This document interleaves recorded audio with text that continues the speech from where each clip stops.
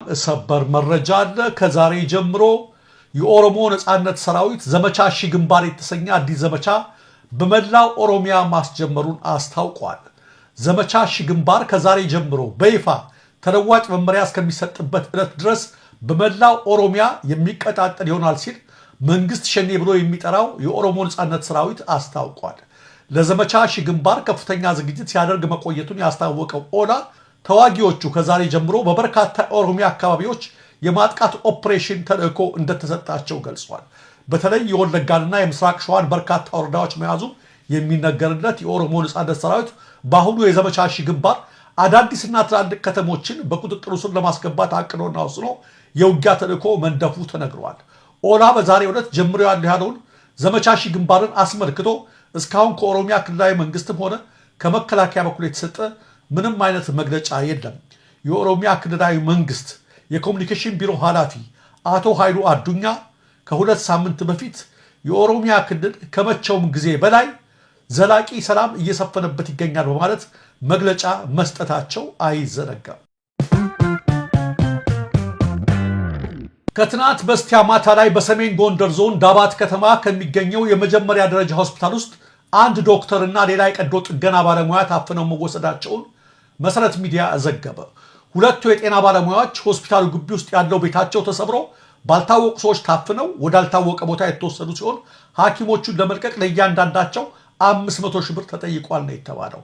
አቅም ኖሮት የሚከፍል እንደሌለ የተረዱት አጋቾቹ ትናንት እንደገና ደውለው 200 ሺህ ብር ጠይቋል ያሉት አንድ ጉዳዩን ከስፍራው የተከታተሉ ምንጭ በትናንትናው ዕለት ሕክምና ፈልጎ የሄደ አንድ ታካሚ ሆስፒታሉ ዝግ በመሆኑ ምክንያት ህይወቱ አልፏል ብለዋል። ብዙ ታካሚዎች ከውስጥ እንዳሉ ሆስፒታሉ ዝግ ሆኗል።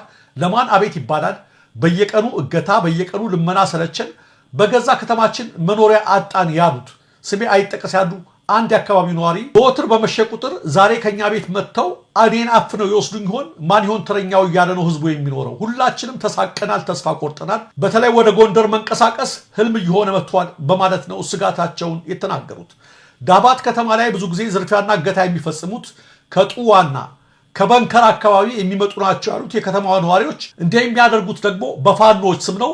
ትክክለኛ ፋኖች ግን አይደሉም። ስሙን መደበቂያ አድርገው የሚዘርፉ ሌቦች ናቸው።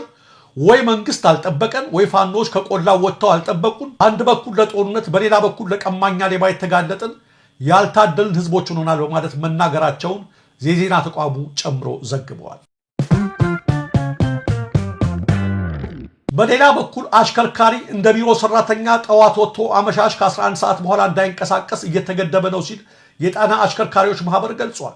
በሀገሪቱ የተለያዩ ስፍራዎች ላይ እየተፈጸሙ ያሉ እገታዎችና ግድያዎች በአስቸኳይ እንዲቆሙ አሽከርካሪዎችና የታጋቾች ቤተሰቦች ጥያቄ አቅርበዋል። ባለፈው ወር መጋቢት 8 ቀን 2017 ዓ.ም በኦሮሚያ ክልል ሰሜን ሸዋ ዞን ወረጃርሶ ወረዳ ልዩ ስሙ አዲዶሮ በተባለ ቦታ ታጣቂዎች ከአዲስ አበባ ወደ አማራ ክልል ሲጓዝ በነበረ ፈለገጊዮን የህዝብ ማመላለሻ አውቶቡስ ላይ እገታ መፈጸማቸውና አብዛኞቹ ተጓዦች ታግተው መወሰዳቸው ይታወሳል። ታፍነው ከተወሰዱበት እገታ 1 ሚሊዮን ብር ከፍለው ስለተመለሱ አክስታቸው የተናገሩ አንድ ስማቸው እንዳይጠቀስ የፈለጉ የደጀን ከተማ ነዋሪ እገታው መፈጸሙን የሚገልጽ የድጋፍ ደብዳቤ ከደጀን ከተማ ከንቲባ ጽሕፈት ቤት አጽፈው ገንዘብ በማሰባሰብ 1 ሚሊዮን ብር አዘጋጅተው ለታጣቂዎች በባንክ አስገብተው አክስታቸው ከታገቱ 2 ሳምንት በኋላ እንደተለቀቁላቸው ተናግረዋል። ሁለት ወንድሞች የታገቱበት ሌላው ክልሉ ነዋሪ ደግሞ እስካሁን ታጋች ወንድሞቹ እንዳልተለቀቁለት ተናግረዋል። ታጣቂዎቹ ለወንድማማቾቹ ከ2.5 ሚሊዮን ብር በላይ ቢጠይቁም እስካሁን ከዘመድ አዝማድ ማሰባሰብ የቻሉትን 450 ሺህ ብር ለታጣቂዎቹ እንዲደርስ ማድረጋቸውን የገለጸው ወንድማቸው ቀሪውን ክፍያ ካልከፈሉ እንደማይለቀቁ ተነግሯቸው እንደገና ገንዘብ ለማሰባሰብ ህዝቡን እየለመኑ መሆናቸውን ተናግረዋል። የከባድ መኪና አሽከርካሪዎች ማህበር ስራ አስኪያጅ አቶ ሰለሞን ዘውዱ በተመሳሳይ በቅርብ ከሱሉልታ ወደ ፍቼ በሚወስደው መስመር 2 አሽከርካሪዎች መታገታቸውን ተናግረዋል። በአጠቃላይ ባለፉት 2 ዓመታት ብቻ በተረጋገጠ መረጃ በዚሁ መስመር ከ120 በላይ የሚሆኑ አሽከርካሪዎች ተገድለዋል። ከሁሉም አካባቢዎች የተረጋገጠ መረጃ ስለማይመጣልን እንጂ ቁጥሩ ከዚህም ከፍ የሚልበት እድል አለ ሲሉ ስራ አስኪያጁ ተናግረዋል። መንገድ ላይ ሽንት የሸኑ ግለሰቦች 100 ሺህ ብር ተቀጡ። የአዲስ አበባ ከተማ አስተዳደር ደንብ ማስከበር ባለስልጣን በአዲስ ከተማ ክፍለ ከተማ በመርካቶና በመሳለሚያ አካባቢ በመንገድ ሽንት በመሽናት ደንብ ቁጥር 167/2016 የተላለፉ 50 ግለሰቦች እያንዳንዳቸው 2000 ብር በድምሩ 100 ሺህ ብር የገንዘብ ቅጣት በመቅጣት አስተዳደራዊ እርምጃ መውሰዱን አስታውቋል። የከተማ አስተዳደሩ አዲስ አበባን ውብና ጽዱ ለማድረግ ቀንና ማታ እየሰራ ባለበት ወቅት አንዳንድ ኃላፊነት የጎደላቸው ግለሰቦች የከተማውን ጽዳት ሲያበላሹ ህብረተሰቡ አካባቢውን ሊጠብቅ ይገባል ሲል ባወጣው መግለጫ አስታውቋል። ባለስልጣኑ በደንብ ቁጥር 167/2016 ላይ ለህብረተሰቡ በተለያዩ አግባቦች ሰፊ የግንዛቤ ስራ መስራቱ የገለጸ ሲሆን ደንብ በሚተላለፉ ግለሰቦች ላይ የሚወስደውን እርምጃ አጠናክሮ እንደሚቀጥልም አስታውቋል። በነገራችን ላይ መንገድ ላይ መሽናት አንዳንዶች ባህላችን ነው ይላሉ። ባህል አይደለም። እንዲህ አይነት ነገር የሚመነጨው ከማጣት የተያዘ ነው፣ ካለመኖር የተያዘ ነው፣ ከሽንት ቤት እጥረት የሚመነጭ ነው። ምክንያቱም ኢትዮጵያ ውስጥ ብዙ ነጮች መንገድ ላይ ሲሸኑ ተመልክቼ አውቃለሁ። ይሄ ብቻ አይደለም። የዛሬ ሳምንት የቀድሞ የማንቸስተር ዩናይትድ እና የእንግሊዝ ብሔራዊ ቡድን ተጫዋች ወይኒ ሩኒ የዛሬ ሳምንት እንግሊዝ ውስጥ ኢቭን መንገድ ላይ ሲሸና ካሜራ ይዞታል። ለምንድን ነው? የነበረበት ቦታ ሽንት ቤት ያለበት አካባቢ ስላልነበረ ነበር። ስለዚህ ነጮቹ ብዙ ጊዜ የማይሸኑት መንገድ ላይ ለምንድን ነው? ስለተሟላላቸው ነው ሁሉም ነገር። ኢትዮጵያን ይሄን የሚያደርጉት ባህላቸው ሆኖ አይደለም፣ ድህነት ነው እንደዛ የሚያደርገው። በኢትዮጵያ ደግሞ በአዲስ አበባ ከተማ ምን ያህል የመንገድ ላይ መጸዳጃ ቤቶች እንዳሉ እናንተ ታውቁታላችሁ። እንኳን የመንገድ ላይ ነዋሪዎች ራሱ በየቤታቸው ምን ያህል መጸዳጃ ቤት እንዳላቸው ይታወቃል። እና ነገሮች ባልተሟሉበት ሁኔታ መንገድ ላይ እንዳይሸኑ ማስተማር ጥሩ ነው። ይህን ያህል ግን ከፍ ያለ ቅጣት መቅጣት ፌር አይመስለኝም በበኩሌ። በተለይ ድሆች፣ ብዙ መጸዳጃ ቦታ በሌለበት ከተማ የሚኖሩ ሰዎች ይህን ነገር ሊያደርጉ ይገደዳሉና ማለት ነው።